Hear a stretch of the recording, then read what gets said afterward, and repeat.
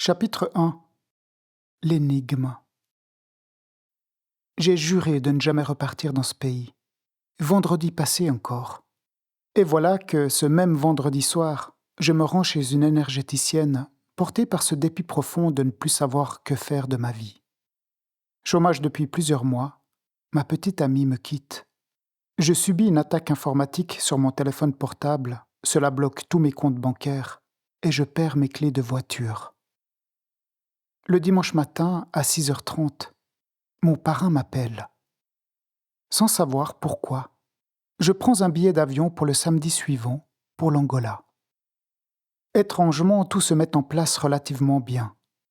J'obtiens mon visa d'entrée, le chômage m'octroie 1 mois de vacances, la mesure suivie à l'office régional de placement et mes entretiens de coaching sont déplacés. Tout est prêt. Mais le jeudi, juste avant, je tombe malade.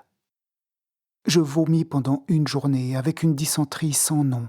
Mon corps est broyé par un état grippal d'une violence rarement vécue dans ma vie. Et pourtant, je me retrouve dans un avion pour Luanda. Je suis plongé dans un rêve nauséeux. Sans force, je pars affronter l'Afrique. Mais que me veut cette énigme du retour en Angola? Je sors de l'avion. Je sens la terre humide.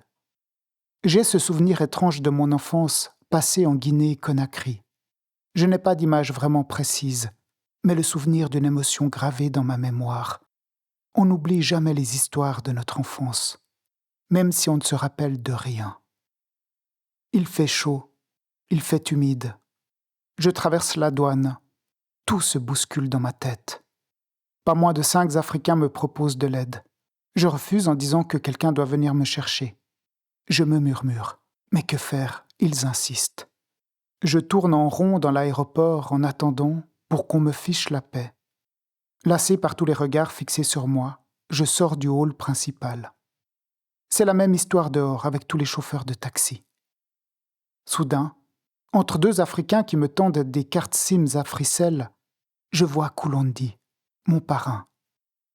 Il est au centre du parking. Il tient une main levée pour me faire signe. Avec l'autre, il tire sur sa clope. Le centre de la Terre semble être là autour de lui. Un globe tout entier qui gravite au milieu du parking. 15 minutes plus tard, on arrive chez Valivala, l'ancien taulier de Jembar. Je reconnais tout. La route qui descend chez lui, la forme de la ville de Luanda et l'ambiance chaotique du pays. Quel merdier, quelle jungle! Ça part dans tous les sens. Aucune règle, des ordures partout. Des gens qui dorment sur les trottoirs et toutes les voitures cabossées, fument, noires.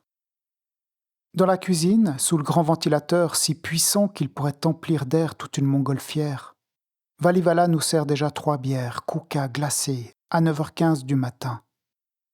Voilà, je suis arrivé en Angola, et c'est parti. Koulondi m'annonce déjà le programme de la journée. On va manger chez les Wishbones, avec Ochi Kelun et Ochi Sola. On dormira chez eux.